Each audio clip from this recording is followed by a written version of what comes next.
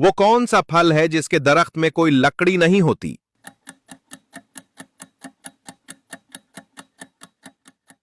सही जवाब केला।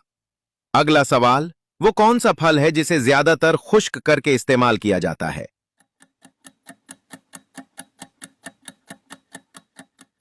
सही जवाब नारियल।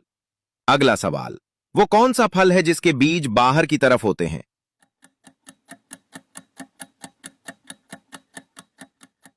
अपनी जहानत से इसका जवाब कमेंट सेक्शन में दें।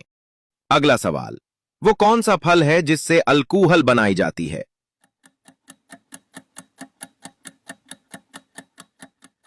सही जवाब अंगूर। अगला सवाल, वो कौन सा फल है जिसके अंदर काले रंग के बीज होते हैं?